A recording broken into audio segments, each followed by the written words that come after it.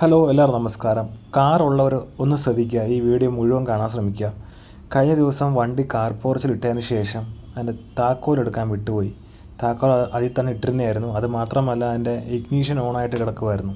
ശ്രദ്ധിച്ചില്ല. രാവിലെ വന്ന് നോക്കി, താക്കോൽ ഓണാക്കി നോക്കി, ഇഗ്നീഷൻ ഓണാവുന്നുണ്ട്, പക്ഷേ സെൽഫ് എടുക്കുന്നില്ല. അതായത് സ്റ്റാർട്ടിംഗ് മോട്ടർ വർക്കാവുന്നില്ല. കുറേ സമയം ട്രൈ ചെയ്തു, വണ്ടി സ്റ്റാർട്ടാവുന്നില്ല. അത് മാത്രമല്ല, എനിക്ക് അപ്പോഴേ മനസ്സിലായി താക്കോൽ ഓൺ ആയതുകൊണ്ട് എൻ്റെ ബാറ്ററി ചാർജ് പോയെന്ന് വിചാരിച്ചു. ആക്ച്വലി ഇതൊരു സെക്കൻഡ് ഹാൻഡ് എടുത്ത വണ്ടിയാണ്. കസ്റ്റമർ പറഞ്ഞിരുന്നത് പുതിയ ബാറ്ററിയാണ്, ഒരു വർഷമായിട്ടേ ഉള്ളൂ, 3 വർഷമാണ് എൻ്റെ വാറണ്ടി എന്ന് പറഞ്ഞിരുന്നു. ആമറോണിൻ്റെ ബാറ്ററിയാണ് വെച്ചിരിക്കുന്നത്. നല്ലൊരു ബാറ്ററിയാണ് ആമറോണിൻ്റെ, നല്ല കമ്പനിയാണ്, നല്ല സർവീസും കാര്യങ്ങളൊക്കെയാണ്, അനുഭവമാണ്. സോ അങ്ങനെ ബാറ്ററിയുടെ പ്രശ്നം കൊണ്ട് വീടിൻ്റെ 5-10 കിലോമീറ്റർ ദൂരെ ഒരു ബാറ്ററി കടയുണ്ട്. സോ ഞാൻ തന്നെ ബാറ്ററി ഇളക്കി അവിടെ കൊണ്ടുപോയി രാവിലെ ചാർജിന് ഇട്ട് കഴിഞ്ഞാൽ വൈകിട്ട് കിട്ടുമെന്ന് വിചാരിച്ചു. കാരണം ചാർജ് ഇറങ്ങിപ്പോയാണെങ്കിൽ നമുക്ക് ബാറ്ററി കടയിൽ കൊടുത്ത് ചാർജ് ചെയ്താൽ മതി. പോരാത്തതിന് പുതിയ ബാറ്ററിയും കൂടെ ആണെന്നാണ് വണ്ടിയുടെ പഴയ ഓണർ പറഞ്ഞത്. അങ്ങനെ ബാറ്ററി ഇളക്കി അവിടെ കൊണ്ടുപോകേണ്ട വന്നു. അതാണ് നിങ്ങളീ കാണുന്നത്. ആമറോണിൻ്റെ ബാറ്ററിയാണ്. 1 വർഷമായതേ ഉള്ളൂ, 3 വർഷം വാറണ്ടി ഉണ്ട്. അങ്ങനെ സ്വന്തമായിട്ട് ബാറ്ററി ഇളക്കി അടുത്തുള്ള ബാറ്ററി കടയിൽ കൊണ്ടുപോകുന്ന കാഴ്ചയാണ് നിങ്ങളീ കാണുന്നത്. അപ്പോൾ നിങ്ങൾ വിചാരിക്കും എല്ലാവർക്കും അറിയാവുന്ന കാര്യമാണ് എന്നൊക്കെ.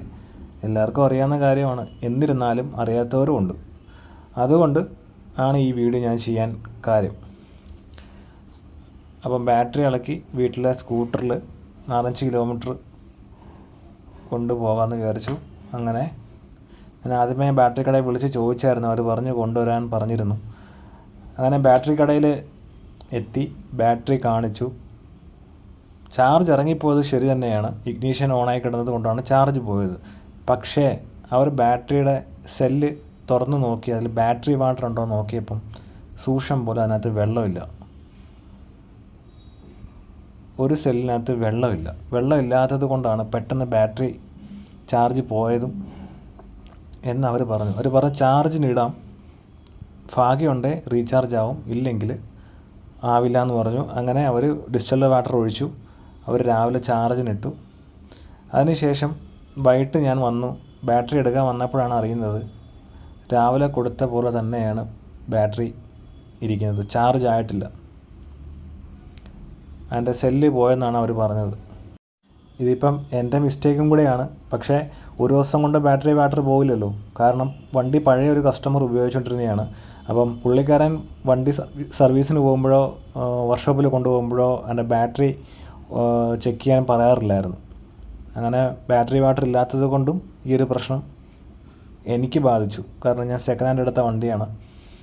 അപ്പോൾ സൂക്ഷ്മം പോലെ എൻ്റെ വാറണ്ടി പേപ്പർ ഉണ്ടായിരുന്നു. അങ്ങനെ ഞാൻ എന്ത് ചെയ്തു, ആമറോണിൻ്റെ കസ്റ്റമർ കെയറിൽ വിളിച്ചു. അത് തമിഴ്നാട്ടിലാണ്, കോയമ്പത്തൂർ അവിടെ എവിടെയാണെന്ന് തോന്നുന്നു. അവരൊക്കെ ഒരു മെയിലും അയച്ചു, ഇതിൻ്റെ വാറണ്ടി പേപ്പർ ഉൾപ്പെടെ ഒരു മെയിൽ അയച്ചു. അങ്ങനെ ഒരു 2 മണിക്കൂർ കഴിഞ്ഞതിന് ശേഷം അവരെന്നെ കോൺടാക്റ്റ് ചെയ്തു. അപ്പോൾ നിയറസ്റ്റ് ആയിട്ടുള്ള ആമറോൺ സെയിൽ ചെയ്യുന്ന ഷോപ്പിൻ്റെ ഡീറ്റെയിൽ തന്നു. അവിടെ പോയി പറഞ്ഞാൽ മതി എന്ന് പറഞ്ഞു.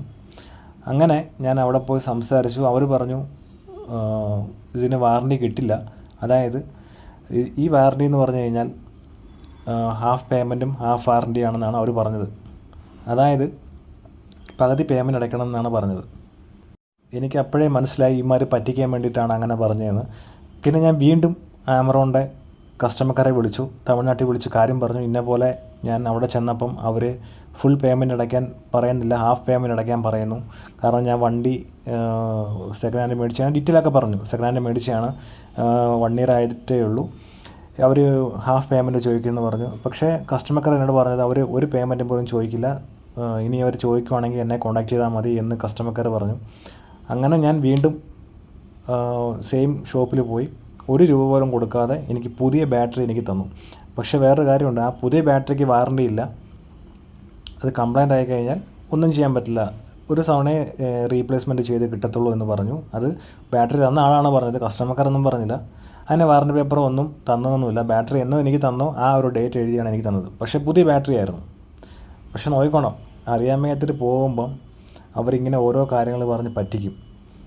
അതുകൊണ്ട് മാക്സിമം ഒന്ന് ശ്രദ്ധിക്കുക. ബാറ്ററിയുടെ കേസ് വരുമ്പം മാക്സിമം കസ്റ്റമർ കെയറെ വിളിച്ചിട്ട് ശേഷം മാത്രം പോവുക.